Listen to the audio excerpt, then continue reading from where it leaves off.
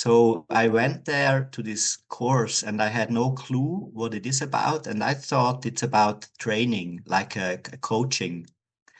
So when I went there on the first day, everyone had to explain why he wants to become a trainer. And I was surprised, I thought like, why? I mean, I didn't know why I should become a trainer. I was like in the wrong movie. And anyway, I just wanted to wait till this course is over to commit suicide when I'm back.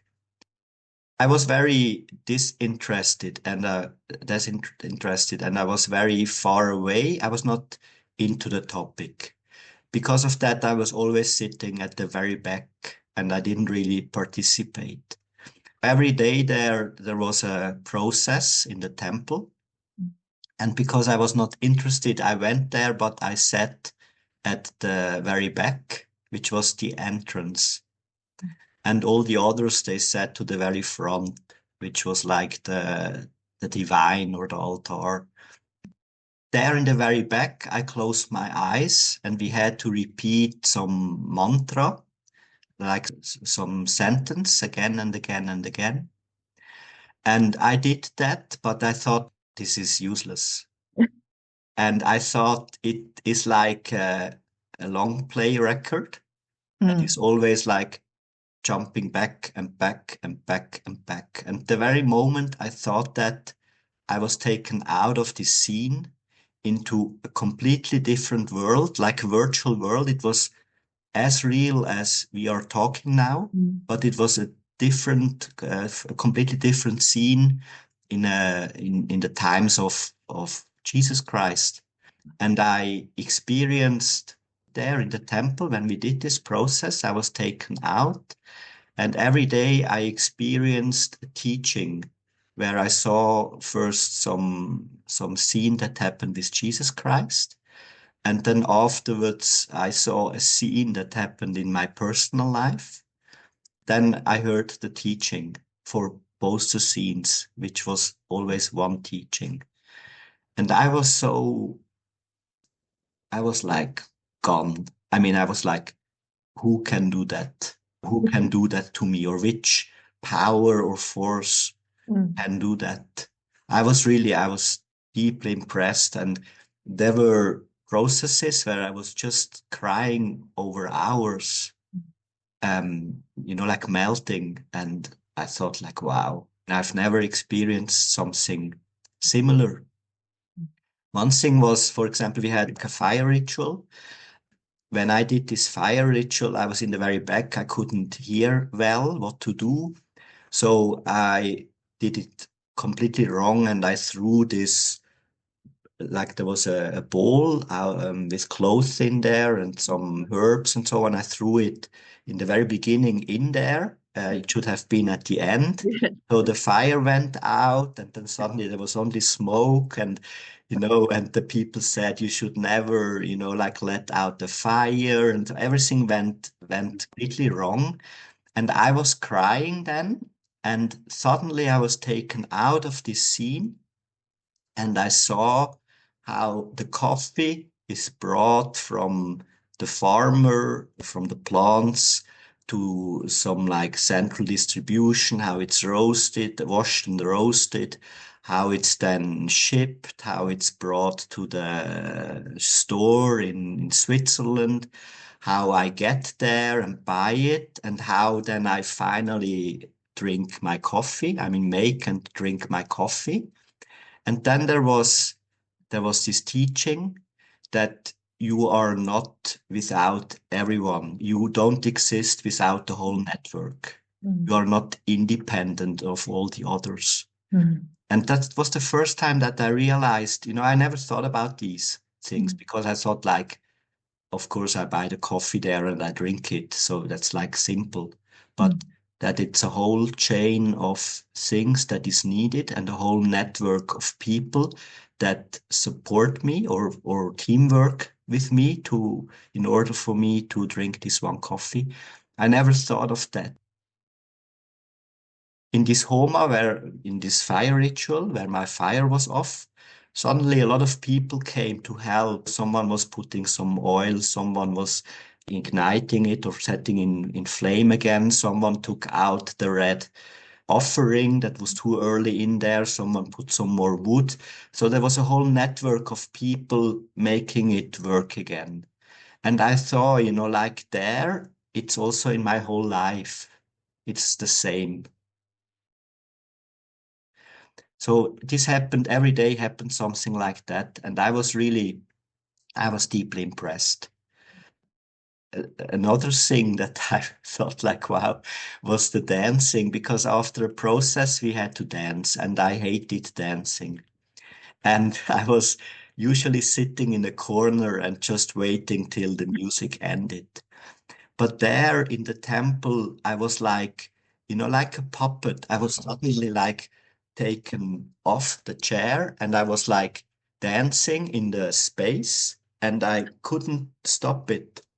I Wow. couldn't change it and I couldn't influence it. I had like no control about Mm. the body. And that impressed me a lot. At the end of this trainer course, I thought like, wow, what force or what incredible power Mm. must be there to Mm. influence me in such an extreme way, to take over or control. So there it was like a change, a big, big change. The Tejasachi, the guide there, she said, why don't you come for another course which goes 4 weeks? You are in silence, and there really big changes can happen. So I thought, okay, that will be it. I go there. And when I went there, day by day, I was always looking for enlightenment, Mm. but day by day, the thoughts, the thinking, they still went on. I mean, I felt happier, I felt joyful, but the thoughts went on and on and on. And then there was one evening where I was not sleeping in my bed and I was thinking and thinking and thinking how to get to the enlightenment. And I was listening to music because I couldn't sleep. Mm. And while I was listening to music and thinking about how can I reach enlightenment, there was one song from Joe Cocker, which was saying in the refrain, it was saying, with a little help of my friends. And I saw in my virtual mind, I saw gods or divine people dancing around while I heard this with a little help from my friends. And then I thought, oh, I never asked my friends or I never asked my divine friends to help me to be enlightened.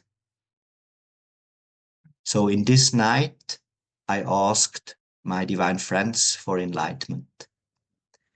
And then suddenly I felt a huge wave of joy and bliss, and I was crying and melting, and I felt very, very different.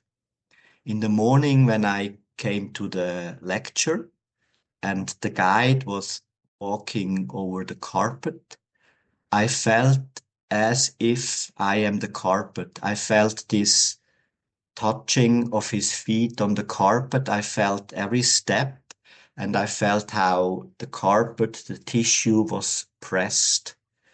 So I felt as if I am the object. That was a very new perception. I got even a bit scared because I thought like, wow, I mean, this is cool on one hand. On the other hand, I was unfunctional for these lectures. I couldn't write anymore. So I was a bit scared, you know, if this stays like that, I will not be able to function Mm. perfectly. This is great, but it shouldn't be more. It shouldn't be too much. And I mean, I regret it later, that I was like hesitating. I really regret it because I wanted to talk with the guide about that, about this change, but then there was a long queue of people asking questions. So, and I had to go to toilet. So I didn't wait for 15 minutes in the break. I went to the toilet. And when I came back, the lecture started again. This perception of being the object or whatever I observed, to feel like the observed, to be the observed, this stayed. What did not stay there was the absence of thoughts. The thoughts came back after a while again. But feeling as the observed, this stayed from there on. And whatever I was observing, I felt like it. For example, when I observed a bird, I felt like the bird flying in the sky. Or when I observed a person walking in front of me, I felt like this person walking, as if I am this person walking. So this stayed, and there I realized that perception is not absolute. Perception changes. And suddenly you can have such a different perception that it is a different life. In the same life, suddenly you have a different life.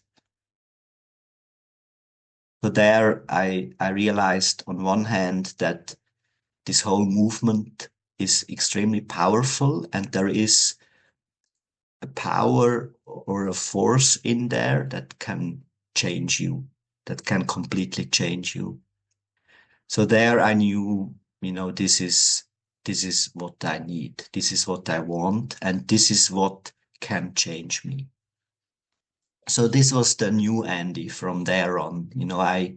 I believed in this movement, I believed in oneness, and I believed in the leaders there, AmmaBhagavan, that they can do with me whatever I need, that they can change me, and that they can also change my perception, that they can enlighten me. From there on, that was clear to me.